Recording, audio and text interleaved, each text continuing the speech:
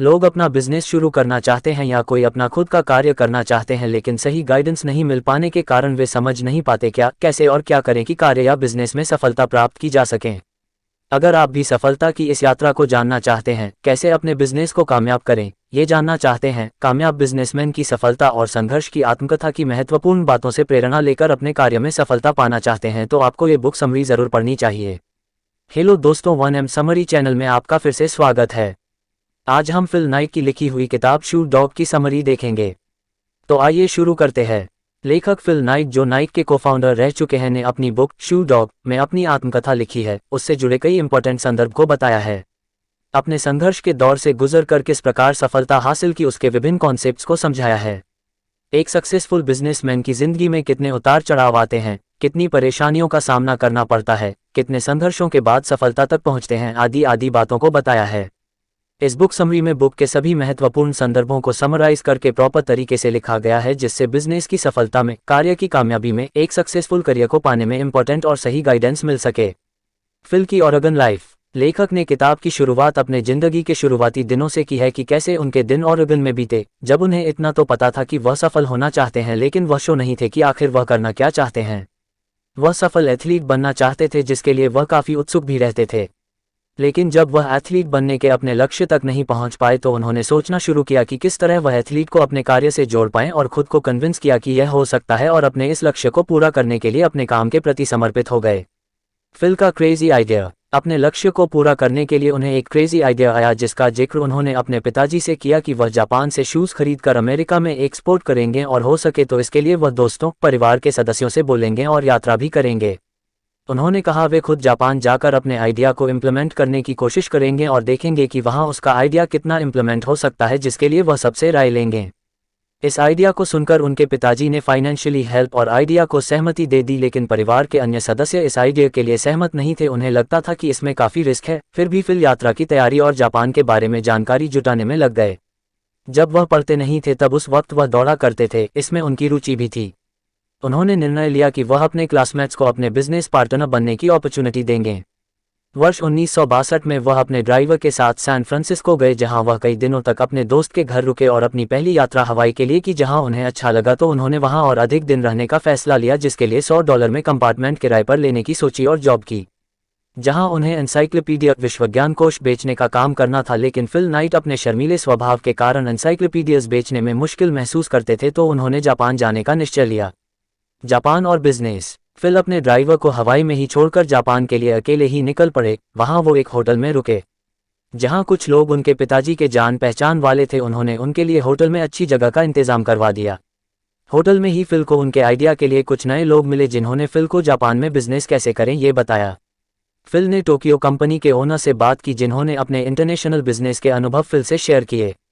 Fill ने अपने idea के बारे में जापानी कंपनी को बताया, जिसे सुनकर कंपनी को आइडिया पसंद आया। फिर फिल एक टेनिस शूज़ कंपनी से भी मिले। शू बेचने की शुरुआत। फिल ने अपने बिजनेस आइडिया को आगे बढ़ाने के ओनित्सुका के ऑफिस गए, जहां कॉन्फ्रेंस रूम में मीटिंग के दौरान अपने आइडिया की बात की, कैसे वह अपने ब्लू रिबन स्पोर्ट्स को स्टार्ट करना चाहते हैं। फिल ने एडिडास के मुकाबले अपने ब्रांड के लोएस्ट प्राइस की बात की और एथलीट के यूज़ की भी रिक्वायरमेंट बताई, जिसे एग्जीक्यूटिव सुनकर इम्प्रेस हुए। फिल ने यह भी बताया कि क्यों उसकी कंपनी ओनित्सुका शूज़ में बेचना चाहती है, जिसके लिए एग्जीक्यूटिव्स ने उन्हें उनकी कंपनी ब्लू रिबन को ओनित्सुका टाइगर शूज़ को में बेचने के लिए सहमत हो गए।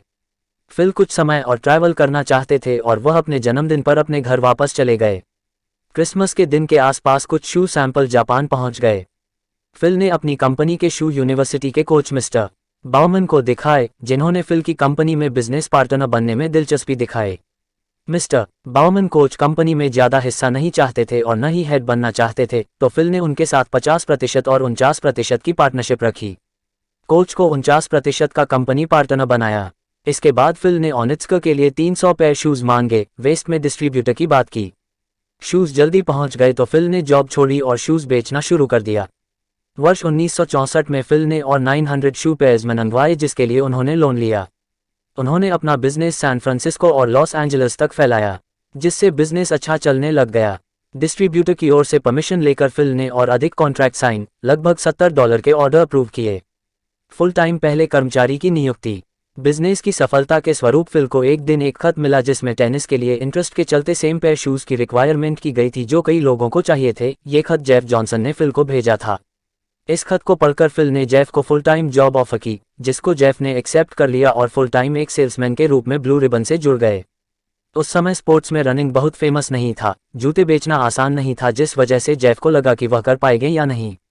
उसी समय फिल के बैंक में ब्लू रिबन के ग्रोथ से रिलेटेड प्रॉब्लम्स हो गई। इस वजह से बैंक और फिल के बीच आर्ग्यूमेंट्स हुए तो फिल ने ओनित्स्का को यह शो कराया कि वह वेस्ट में बेस्ट टेनिस डिस्ट्रीब्यूटर साबित होगा। फिल बैंक पर निर्भर नहीं होना चाहते थे, ओनित्स्का के ऑर्डर भी डिले हो रहे थे, उनके पास टाइम भी कम था और लोन भी चुकाने थे, तो फिल ने ब्लू रिबन की असफलता के बारे में सोचकर कोई दूसरी जॉब के बारे में सोचना शुरू किया। फिल को प्राइस वाटरहाउस में जॉब मिल गई, जिसकी इनकम का अधिक भाग उन्होंने ब्लू रिबन में लगा दिया, जिसकी वजह से कंपनी ग्रो करने लगी। एक अकाउंटेंट होने की वजह से फिल ने कंपनी के सक्सेस और फेलियर के कारण को स्टडी किया और जानकारी प्राप्त की। फिल ने सीखा कि कंपनी के फेलियर का मुख्य कारण लैक ऑफ कैपिटल होता है। फिल ब्लू रिबन को स्पोर्ट्स की एक अच्छी कंपनी बनाना चाहते थे, जिसके लिए उन्होंने जॉनसन को 3250 शूज बेचने का टारगेट दिया, जिसे जॉनसन ने पूरा किया और फिल ने सैंटा मोनिका में अपना नया स्टोर खोल दिया। फिल जापान गए और जापानीज के साथ 3 साल का कॉन्ट्रैक्ट किया। उन्होंने $20,000 के 5,000 शू पेयर्स ऑर्डर किए। कंपनी के लिए न्यू रिसोर्सेज को कैप्चर करना। जैसे जैसे समय गुजरा, कंपनी का ग्रोथ होने पर फिल ने पुनः 3 साल का कॉन्ट्रैक्ट किया और अपने बिजनेस को एक्सपैंड करने में फोकस किया, जिसके लिए फिल ने $1.2 मिलियन बैंक से लेने चाहे, लेकिन वह मंजूर नहीं हुए, तो फिल ने अपने दोस्त से $80,000 लेने की सोची। जापानी कंपनी फिल के कंपनी ग्रोथ से ज़्यादा खुश नहीं थी। फिल भी अपने सप्लायर से ज़्यादा खुश नहीं थे, वे कोई परमानेंट सॉल्यूशन ढूंढ रहे थे। तो वो ओनित्स्का की जगह मैक्सिकन फैक्ट्री कनाडा से जुड़ गए और नया कॉन्ट्रैक्ट साइन कर लिया। पहले ऑर्डर के रूप में उन्होंने 300 शू पेयर्स का ऑर्डर दिया और नई टेनिस कंपनी ने नए डिज़ाइन, नए नाम के साथ जूता डेवलप किया, जिसका नाम नाइक रखा गया। अब ब्लू रिबन्स को अधिक कैपिटल की ज़रूरत थी और लोन की भी। फिल को कनाडा शू अच्छे नहीं लगे, जिस वजह से फिल नए सप्लायर को ढूंढने लगे, तो उनकी मुलाकात निपॉन रबर से हुई, जिनके सैंपल्स फिल को पसंद आए। उन्होंने 1000 शू पेयर्स का ऑर्डर दे दिया। वर्ष 1972 में फिल के नए टेनिस शूज डिस्कवर हुए। उसी समय शिकागो में national association sports goods exhibition की शुरुआत हुई थी। उसी समय नए शू नाइक निपॉन रबर द्वारा मैन्युफैक्चर किए गए थे, जहां फिल ने नाइक जर्सीज और शूज एथलीट्स को न्यू ब्रांड को इंट्रोड्यूस करने के लिए डोनेट किए और ये आशा रखी कि एथलीट इन शूज को पसंद करें। ओनित्स्का की परेशानी। First sponsorship. जब नाइक शूज को फेमस अमेरिकन टीम के एथलीट्स ने पहना, तो उस समय एथलीट को इंसेंटिव्स नहीं मिलते थे, तो फिल ने उन्हें ब्लू रिबन स्पॉन्सर करने पर जॉब, घर ऑफर किया।